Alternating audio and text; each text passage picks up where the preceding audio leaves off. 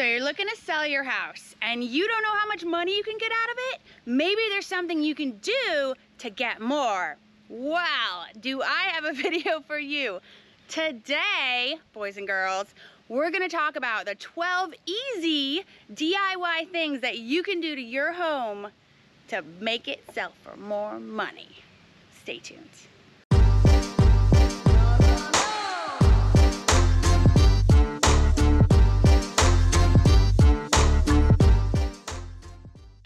And don't forget to like and subscribe right down below, because I make a new video every single week all about living, eating, breathing, sleeping, dancing in Warrensburg, Missouri, near Whiteman Air Force Base, and you're gonna wanna get notified. Also, my contact information is down there, and you can call me, text me, email me, any time of the day. I actually really love getting calls from people. I had someone call me from Massachusetts last week, and they're moving here, and they asked me what daycares are available, and I'm like, I have a great video on that. You should watch it. Anyway, give me a call. I love talking to people. Okay. Hi. Today. Sorry. I interrupted. It's fun. What day it is. Today, we're talking about improving curb appeal on a budget. And I have with me the wonderful and lovely Nina Meyer. I'm okay. Who's gonna help me go through these 12 things that you can do to your own house for relatively cheap to improve the curb appeal. So when you go to sell it, you'll make some good money. Thanks. So the first thing we're gonna talk about, and this list is in no particular order, we are gonna talk about number one, which is paint the front door. Painting the door. Paint the front door. Paint the front door. Exactly. It's also something you can say to your kids if you're trying not to cuss. Absolutely accurate. But this one is actually really easy because, as you can see from some pictures that we're gonna put behind us, it totally changes the house. Oh, absolutely. Makes it pop. All of a sudden you go from just kind of like a bland house, but pretty, to bam, pop of color. And you don't have to do red, because everybody does red. Red can be cute, but also cute is like lilac or blue, something unexpected. Yeah. Yellow doors can be really pretty. I want to see a lilac door. I can show you a lilac door. And I love it. So here is a wonderful example. Am I standing in front of the wonderful example of the door? Yeah, I see it, but it's kind of dark. Oh, it's blue. Yeah. One great thing that you can do for cheap to improve the curb appeal of your house is paint your door a really cool, pretty color. This definitely makes the whole house pop, and I think it looks very classy, but very bohemian. Good choice.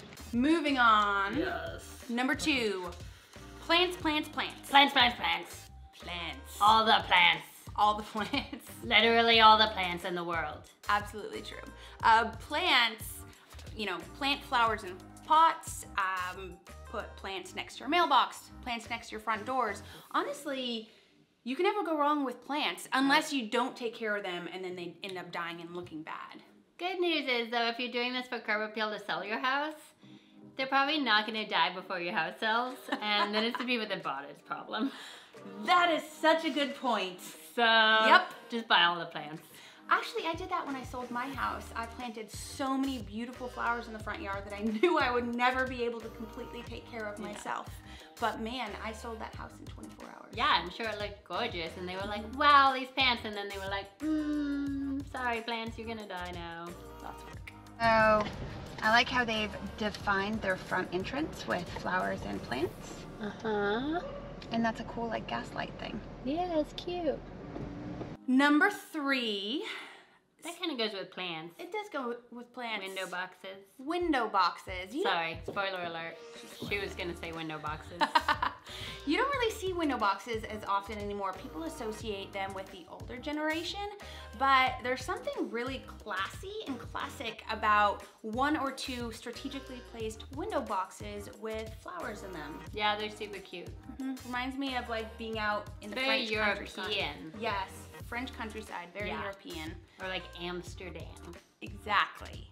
especially if then you paint them Oh yeah. a different color than the rest of your house. Like if you have a beautiful white house with, you know, a brown or beige or yellow trim, and all of a sudden you have a pink or an orange or a yellow window box with some flowers in it. That would also be a really great way to like liven up kind of a bland house. Like if you just have like a really boring color scheme, but you don't want to repaint the whole house, just put some really bright colorful window boxes. Great idea, and really inexpensive. I saw them at Lowe's and they were like $42. Window boxes. Yeah, but I like his corner idea. That's cute. This gives a lot of appeal. Moving on, number 4, we're gonna talk about pressure washing. So much fun. It actually really is fun. It's like a flamethrower with water. True! Oh, that's a really good analogy. Yes, pressure wash. So pressure wash your driveway, your gutters, your walkway, your fences, your siding, your patio furniture. There's something about just sparkling cleanliness when someone who's buying your house walks up to it that just adds $30,000. And all you did was just clean the dirt off your patio furniture. I will say though, you want to be careful because with stuff like pinches and patios, if you have chipping paint, the pressure wash is going to remove the paint. Good point. And then now you have to repaint. So if you do that, don't blame it on us. Blame it on her because she told you to do it. Maybe just stick with your driveway. Let's go with driveways and vinyl siding. Yeah, driveways and vinyl sidings. But you may have to actually degrease your driveway before you pressure wash it if you have a lot of stains on it. Keep that in mind. Get some oven degreaser. That works great. And a scrubby brush. Go to town. And a bikini and some sunscreen, then just get yourself a tan. And new friends. Number 5. Nina, would you like to say? Number 5 is alive. You just made us look really old because only old people know that movie. Well, old people are awesome. True. Number 5. Replace the mailbox. Hey, I thought I got to say Well, it. you were taking too long. Well, replace your mailbox. Replace your mailbox. There are some really cool, adorable, cute mailboxes. So cute. Of all different colors, shapes, styles. Some look like animals, but just replace the mailbox so you have something a little more classy or unique or colorful. Also, plant flowers around it. And this kind of goes along with it, is changing out the numbers on your house. Because or on your mailbox. Because sometimes just that will be enough. Like if your numbers are really boring looking and you just get some artsy looking numbers, it can make a huge difference to your house without even necessarily replacing the mailbox. You just change the numbers on it. Yeah, that's a great idea. And that's cheap. You can just, at Michael's, get some really cool metal numbers. Numbers, stencils, whatever you want. Yeah, nice. Number 6 is paint. 6, paint. Now that's a bigger one. So that's like a big ordeal, but it can be small. You can just paint the trim or just the door or just details. Yeah. Or you can go big if the whole house needs to be painted and paint the whole house. Yes, paint it in sections. What I recommend to do is to find an app online like Sherwin-Williams, places like that will let you upload a picture of your house and look at what the colors would look like. So they'll let you play around with it. They'll give you color schemes that are good ideas. Otherwise, it's just such a big endeavor to be like, what looks good on a house? Yeah, that's a hard a hard choice. So definitely recommend the app. Also, just driving around and looking at houses that you think are cute and taking pictures of them, and then bringing those pictures to Lowe's and matching them up with color swabs.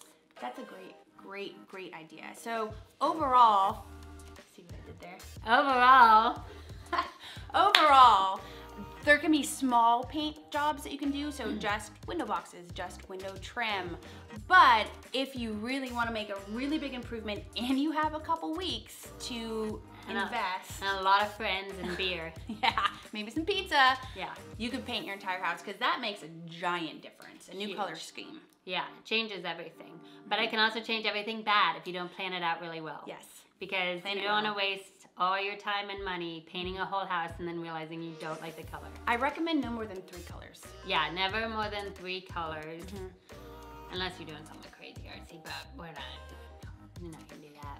That's not good for selling. It's not good for selling a house. So, number 7, and we already kind of touched upon this, but it's displaying your house numbers, and not necessarily just on your house. You could do it on your mailbox, on planters. On the curb. Yep, on the curb. There's a really cool house in this neighborhood that has a really giant metal font of displaying their house numbers. It's on the side of the house above the garage. It looks awesome. It's like this 1950s cartoon font. It's really cool. Yeah. So just display your house numbers in a really kind of cool or creative way. It just kind of pops and makes a difference. Mm-hmm.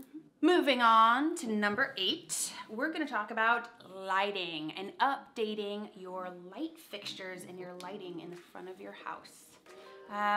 And this can be, yeah, it's really big. This can be anything from really cool side porch lights to buying like a gas, old school, like gas flame porch lantern. I've seen a couple of those in this town and they're pretty cool. Or like the solar powered driveway lights. Ooh, those look really good. Those are really pretty.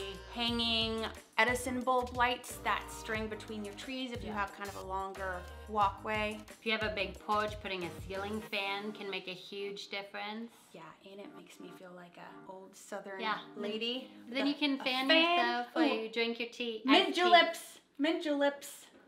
Mint juleps and iced tea under the fan on the porch. It just sounds delightful. It does. And then you can talk like that, so. I would.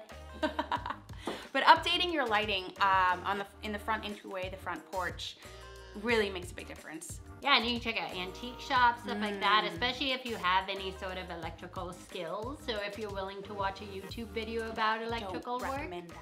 I do, because I've done it, and I'm an idiot. Don't do that. But antique stores are a great place They're a great place to find really cool light fixtures that are just different than what you would get at your normal, home improvement store. Bring a lot of character to the house. Yes. Which I appreciate. Even just one piece, like one well-placed piece of antique lighting changes a whole house. Absolutely. Number 10, seating area. I actually really like this one. Basically having a seating area, a little seating area like in your front porch, or kind of you make an area of the yard in the front yard as a seating area. And sometimes you see people put like a little fire pit in there. There's a house down the street from ours. Every Halloween, they kind of just poured a concrete circle in their front yard and they placed 2 big chairs out there, and they just sit out there every holiday and like hand people candy or just watch children go by. But it's really a great, I know it does sound weird, but it's beautiful. It's beautiful, and it looks really nice. No, I totally agree. And actually, we just started doing this at my house. We ripped up a bunch of hedges in the front I saw because that. they were too close to the foundation, and we were worried about them affecting the foundation of the house because they were huge. But we're gonna turn it into a little seating area with plants and tables, and I really like it. It's very European. I'm excited to see it. Yes, and now I can clean my windows because I couldn't before because the hedges were in the way. That's also a big one. There's something like amazing about taking out big hedges and stuff like that that don't really add anything to a house, and then putting livable space in. I was worried about removing them, and I'm actually really glad they're gone. Good job. Thanks. Number 11, use rocks to fill voids. And what do I mean by this? So if decorative rocks. If you have a garden and you have a bunch of kind of like cool but sparse plants, put a couple boulders in there. It just looks cool. It does. Everyone likes rocks. They become like sculptures. They do, they do. And larger boulders, rocks, can be kind of expensive, so I got some tricks for you. Check new construction sites, because they're free. No one cares about their... Eva's stealing rocks. Listen, they're free. They just leave them on the side of the road after they dig holes and stuff, and you can just take them. Side note. I've never done this. If you have a vegetable garden and you put rocks in it, it keeps birds from eating them. Same as strawberries. Really? Because they peck at the rocks and they don't like it, so they go away. And they don't eat your vegetables and fruit. Gardening tips with Nina. Hey. That's awesome. But you can also check like Craigslist, Facebook, Yeah, those are great places to find free rocks, honestly, because people that are re-landscaping and want to get rid of rocks, it's very expensive to get rid of them, and it's a lot of work, so they'll happily have someone come and take them away for free. Not necessarily what Eva was saying, to just go to construction sites in the night and like take rocks or something, but Facebook Marketplace. Okay, so my idea probably wasn't a good one, but She says you can take the copper piping too. I'm cutting that out of the video. That's staying in the video. Number 12, we're at the last one. Number 12. And Chat do it. I don't know what that means. But number 12 is define your yard's entryway. So what do I mean by this? So if you have like a front porch and then you have a walkway that goes all the way to like the street or a sidewalk, define that entryway into your house.